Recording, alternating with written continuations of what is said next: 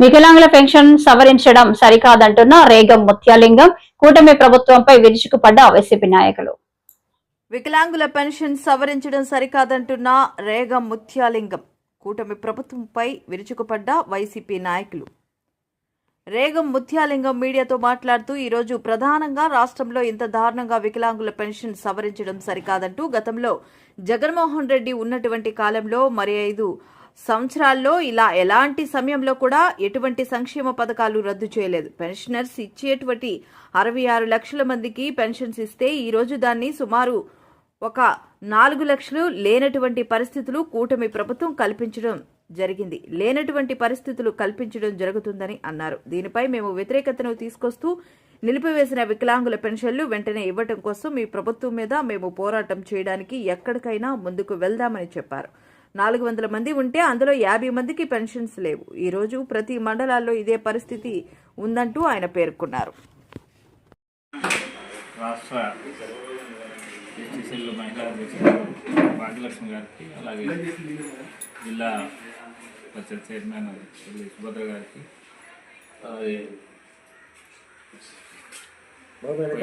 మిత్రులకు, అలాగే మీడియా మిత్రులందరికీ కూడా నమస్కారం.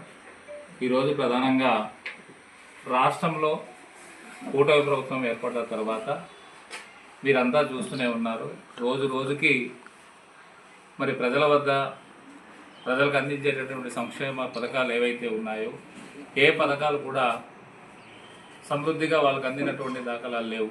మరి గతంలో జగన్మోహన్ రెడ్డి గారు ఉన్నటువంటి కాలంలో మరి ఆ 5 సంవత్సరాలు కూడా కష్టకాలంలో కరోనా టైంలో కూడా 2 సంవత్సరాలు ఎన్నో ఇబ్బందులు ఎదుర్కొన్నప్పటికీ కూడా అలాంటి సమయంలో కూడా ఎటువంటి సంక్షేమ పథకాలు అనేటటువంటిది ఆపినటువంటి దాఖలాలు అయితే లేవు. కానీ ఈరోజు నిన్న మరి పెన్షనర్స్ ఇచ్చేటటువంటి పెన్షన్స్ ఏవైతే ఉన్నాయో పెన్షన్స్ వికలాంగులకు ఇవ్వాల్సినటువంటి పెన్షన్స్ సుమారు గత ప్రభుత్వం ఉన్నప్పుడు 66 లక్షల మందికి ఇస్తే ఈరోజు దాన్ని సుమారు ఒక 4 లక్షల మందికి ఈరోజు పెన్షన్లు లేనటువంటి పరిస్థితులు కల్పించడం అనేటటువంటిది జరుగుతూ ఉంది.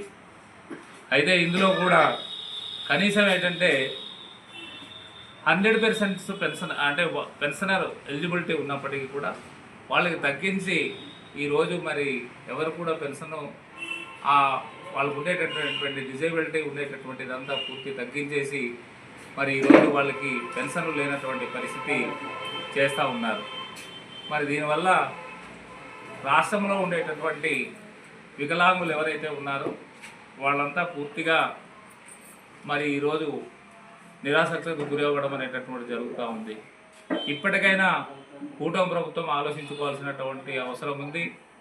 గత ప్రభుత్వం ఏ రకంగా అయితే అమలు పరిచిందో ఆ రకంగా ప్రతి ఒక్కరు కూడా పెన్షన్ అందించాలని చెప్పేసి మేము డిమాండ్ చేస్తూ ఉన్నాం. లేని పక్షంలో పెన్షనర్స్ అందరినీ కూడా ఏకం చేసి మీ ప్రభుత్వం మీద మేము పోరాటం చేయడానికి ఎంతటికైనా సరే ముందుకు వెళ్తామని చెప్పేసి మీకు హెచ్చరిస్తున్నాము.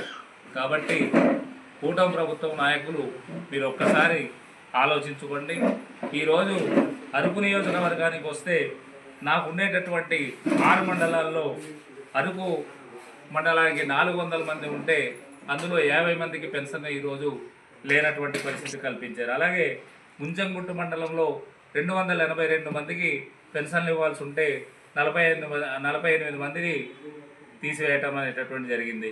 అలాగే పెదవేలు మండలానికి వస్తే 312 మంది పెన్షనర్స్ ఉంటే వాళ్ళకి 12 మందికి ఈరోజు పెన్షన్ లేకుండా చేసినటువంటి దాఖలాలు ఉన్నాయి.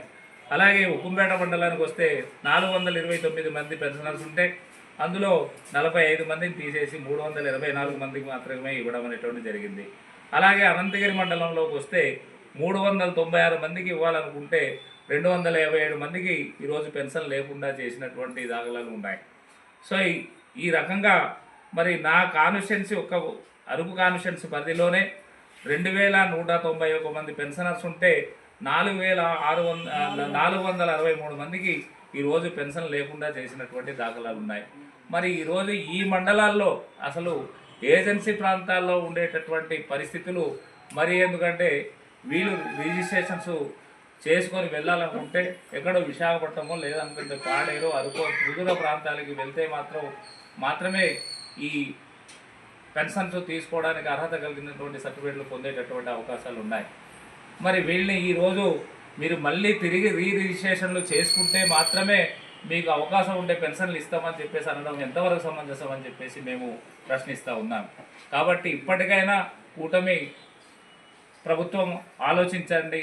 ఆ పెన్షనర్సు మీకు కళ్ళు ఉన్నాయా లేవా అని కూడా మేము అడుగుతూ ఉన్నాం. ఎందుకంటే ఒక వ్యక్తికి 90% ఒక కాలు పూర్తిగా లేదు, అలాంటి వ్యక్తికి పెన్షన్ లేదు.